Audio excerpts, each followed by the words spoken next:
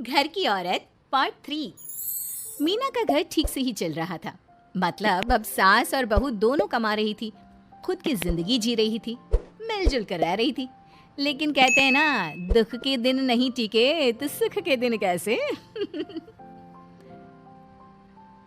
अरे मंगलू, कहाँ है? कितने दिनों से गांव नहीं आया माँ की खोज खबर लेने। तभी मीना आ जाती है।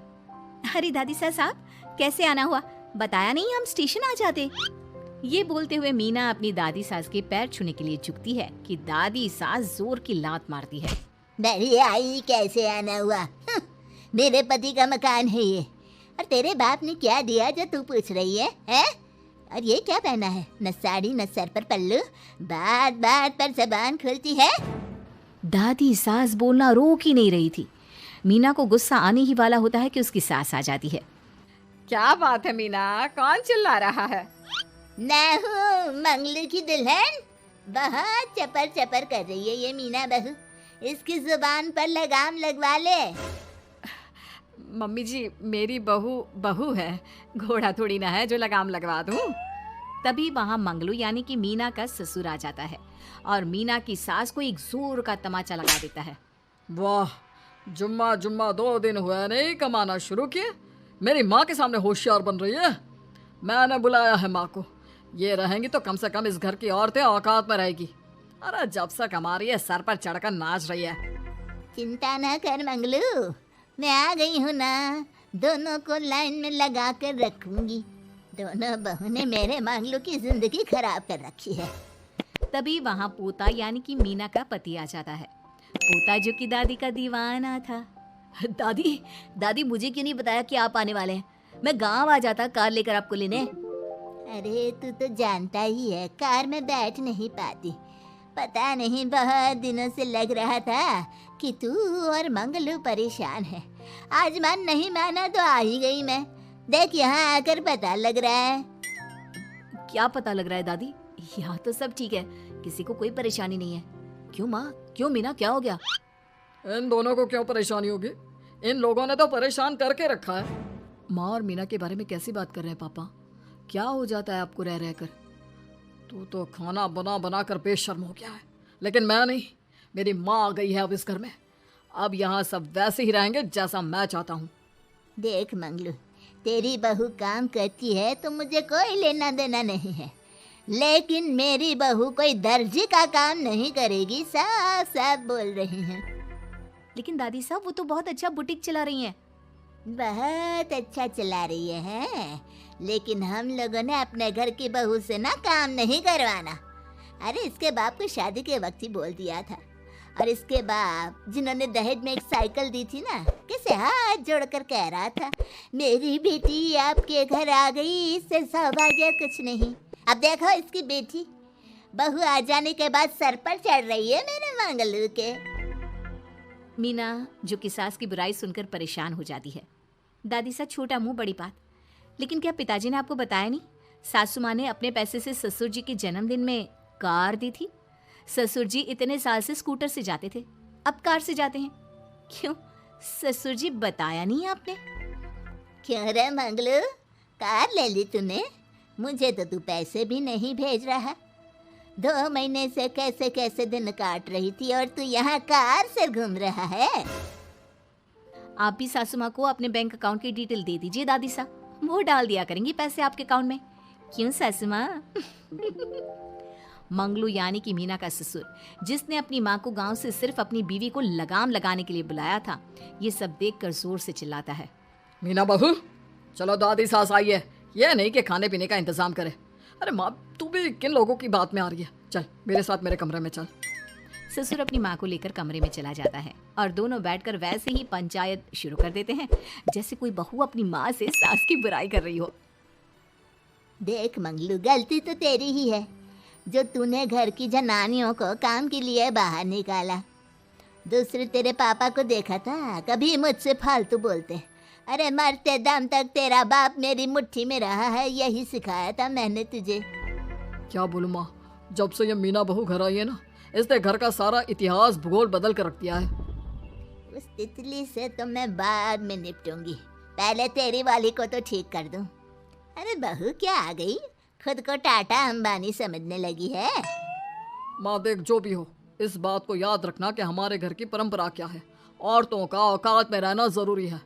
अरे बहू के साथ मिलकर माँ ये बहुत उड़ती रहती है। बेटा देख, गलती तो तेरी भी है, क्यों तूने इसे काम करने की छूट दी।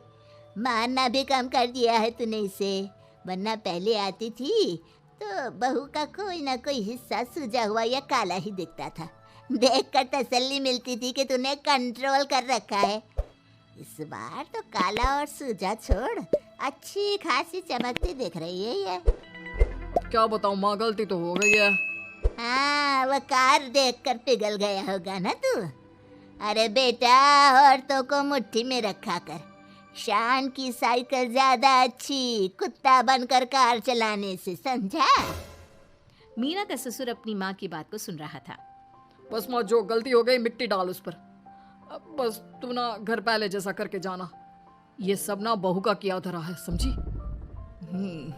मतलब बहू को ठीक करना है तो बहू को लगाम लगाना होगा। ठीक है। दोनों माँ बेटा बातें करके सो जाते हैं। सोने के बाद अगली सुबह मंगलू की बीवी यानी कि मीना की सास, माँ जी उठिए, ये लीजिए गर्म पानी और ये दादुन।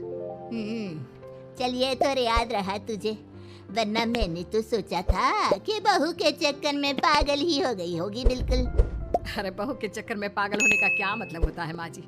उसने मुझे मेरे पैरों पर खड़ा होना सिखाया है। मैं तो कहती हूँ उसके जैसी मेरी बेटी होती ना तो शायद मैं बहुत पहले जीवन का मतलब समझ चुकी होती। तो दादी सास को समझ में आ जाता है कि सारा मामला मीना पर जाकर ही ठीक होगा।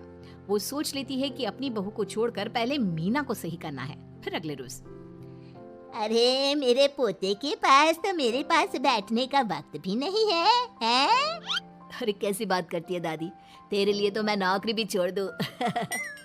नौकरी नहीं, तू ना बीवी छोड़ दे, खुश हो जाऊंगी मैं। नीरज हैरान हो जाता है कि उसने तो मजाक किया था। दादी ये क्या बोल रही है? कैसी बात कर रही हो दादी, मीना ने तो सारा घर संभाला हुआ है। पहले तो घर गिरा जा रहा था ना। तेरी मीना के आने के पहले ना घर में चूल्हा जल रहा था, ना कोई रोटी खा रहा था। क्यों? नीरज को दादी बीवी के खिलाफ खूब कान भरती है। तू सही कह रही है दादी, औरत पैर की जूती और हाथ की मुट्ठी में ही ठीक लगती है। मीना ने ना सिर्फ घर का माहौल बिगाड़ा, माँ को भी पिताजी की इज्जत करनी छुड़वा दी। अब ठीक बोल रहे हो, घर को बिगाड़ने की मेन जिम्मेदार तो मीना ही है दादी। अभी उसे ठीक किए देता हूँ। तभी वहाँ पिता भी आ जाता है। देख बेटा, 2 रोटी कम खाना मंजूर, लेकिन इन औरतों के आगे झुकना मंजूर नहीं। तेरी दादी ने घर की परंपरा बनाकर रखी, मजाल कि मेरा बाप मेरी माँ के सामने कुछ कह लेता। पर पापा, एक बात पूछनी थी। रहने बेटा, तू ना कंफ्यूज है जीवन में, तू ना कंट्रोल कर पाएगा अपनी जनानी को। मंगलू, मेरी तो टिकट ही करा दे गाँव की। तुम लोगों के घर तो मर्दों की कोई इज्जत ही ना है, और ये मेरे घर की परंपरा ना है। मैं चली। अरे ना ना दादी, मैं तो बस देख अब मैं कैसे कंट्रोल करता हूँ इसे कल। फिर अगले रोज मीना ऑफिस के लिए तैयार हो रही थी कि देख मीना, आज मेरे दफ्तर से कुछ लोग खाने के लिए आ रहे हैं, तो शाम के खाने में, लेकिन आज तो मेरी मीटिंग है, फिर घर आने में मुझे देर हो जाएगी। तो मैं क्या करूँ? बोला ना शाम को खाना बनाना है तो बनाना है, समझी। मीना को पति की बात अजीब लगती है, पर वो दादी सास के सामने कोई भी ड्रामा क्रिएट करना नहीं चाहती थी। ठीक है, मैं शाम को जल्दी आ जाऊंगी। अच्छा क्या खाना है प्लीज जल्दी से बता दीजिए। पर बेटा तू तो। बहू सास को चुप रहने का इशारा करती है, लेकिन पोते को तो लड़ना था। वो मीना पर जोर से चिल्लाता है। मीना देख, ज्यादा हीरोइन मत बन। आज ऑफिस जा रही है तो जा, लेकिन सुन, तुरंत रिजाइन देकर घर आ जाना। ना मुझे तेरी कमाई चाहिए, ना ही तेरी नसीहत। आज से घर में वही होगा जो मैं चाहूंगा, समझी। अरे कैसे लैंग्वेज बोल रहे हो, ये तुम्हारी बोली नहीं है। कौन सिखा रहा है तुम्हें? तभी दादी सास आ जाती है। क्या बोलना चाह रही है बहू? मैं मुन्ने के कान भर रही हूँ, हैं? हाँ, मुझे तो यही लग रहा है, वरना हम लोगों का घर अच्छे से चल रहा था। सभी मिलजुल कर एक दूसरे को इज्जत देकर रह रहे थे। लेकिन अब तभी मीना को उसका पति जोर से डांटता है। सास बेटी बहू की लड़ाई को बर्दाश्त नहीं कर पाती। देख नीरज, बहू को डांटना या फिर बहू के साथ गलत व्यवहार, ये सब मुझसे बर्दाश्त नहीं होगा। वाह रे वाह, सारी जिंदगी जो पति की डांट और मार खाती रही, अब बहू को थोड़ी सी डांट क्या पड़ी, गुस्सा आ गया। हाँ माँ, क्या हो गया?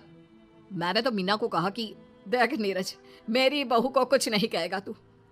ये माँ ही होती है जो अपने बेटे को औरतों की इज्जत करना सिखाती है, लेकिन कोई औरत अपने बेटे से बहू को मारना या डांटना सिखाए तो ये शर्म की बात है। मैं नहीं चाहती कि तू औरतों की इज्जत ना करे, जबकि मैं खुद एक औरत हूँ। दादी सास बहू की बात सुनकर शर्म से सर नीचे कर लेती है। सच कहा सासू माँ, एक रानी ही अपने बेटे को राजकुमार की तरह पालती है जो दूसरी औरतों का सम्मान करे। काश दादी सास भी पिताजी को अच्छे संस्कार दे पाती। मीना की बात सुनकर दादी सास उन लोगों से माफी मांगती है। मैं समझ गई बहू, औरतों की बेइज्जती करने को घर की परंपरा समझती थी, झूठी शान समझती थी। वो सब गलत है। औरतों की इज्जत से घर में माँ लक्ष्मी और सरस्वती का वास होता है। मुझे माफ कर दो।